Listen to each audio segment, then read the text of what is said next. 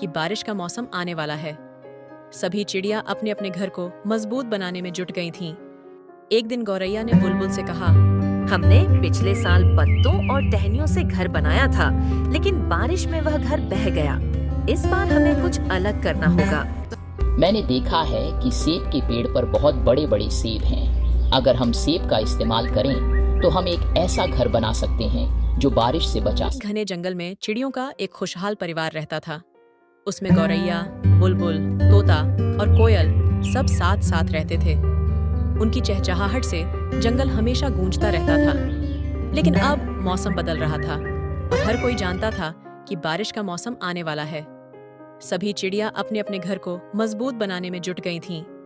एक दिन गौरैया ने बुलबुल से कहा, हमने पिछले साल पत्तों और टहनियों से घर बनाया था, लेकिन बारिश में वह घर बह गया। इस बार हमें कुछ अलग करना होगा। तुम सही कह रही हो। हमें इस बार ऐसा घर बनाना चाहिए जो न केवल मजबूत हो बल्कि सुंदर भी। पास ही एक पेड़ पर बैठा तोता उनकी बात सुन रहा था।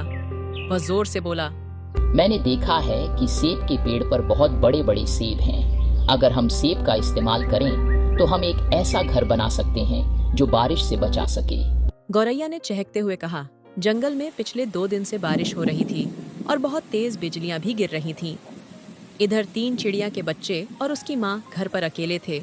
माँ, अब हमारा क्या होगा? पानी बढ़ता ही जा रहा है। माँ चिंता में बोली। चिंता मत करो बेटा, पापा आते होंगे। सभी चिड़ियों ने तय किया कि वे सेब का घर बनाएंगी। अगले दिन सुबह सुबह वे सभी एक बड़े सेब के पेड़ के पास पहुंच गईं। पेड़ पर लाल लाल सेब झूम रहे थे। कोयल ने सबसे मीठी आवाज में कहा, दोस्तों, चलो मिलकर मेहनत करते हैं और इस पेड़ से सबसे बड़ा सेब चुनते हैं। तोते ने अपनी चोंच से एक बड़ा सा सेब गिरा दिया। सभी चिड़ियों ने मिलकर उसे नीचे खींचा और एक सुरक्षित जगह ले गईं। वहां उन्होंने अपनी छोटी छोटी चोंच से सेब के अंदर एक बड़ा सा छेद किया। छेद के अंदर उन्होंने नरम घास और सूखे पत्तों का बिस्तर बनाया।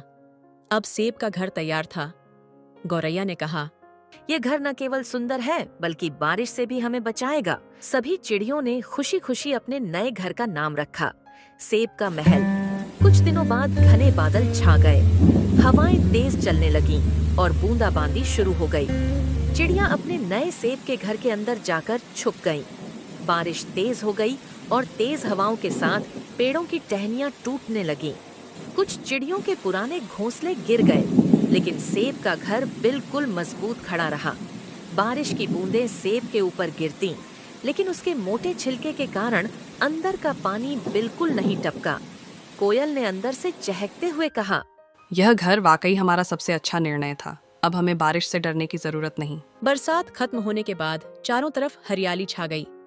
चिड़ियों ने सेब के घर को और सजाने का फैसला किया। उन्होंने रंग बिरंगे फूल लाकर घर के अंदर सजाए। अब सेब का महल न केवल उनका घर था, बल्कि जंगल के सभी पक्षियों के लिए एक प्रेरणा बन गया।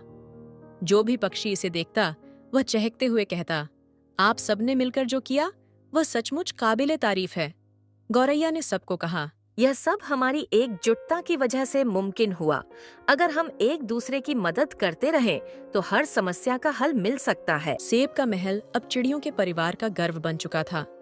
वह न केवल उन्हें बारिश से बचाता, बल्कि उन्हें सिखाता कि मिलजुल कर काम करने से हर मुश्किल आसान हो सकती है।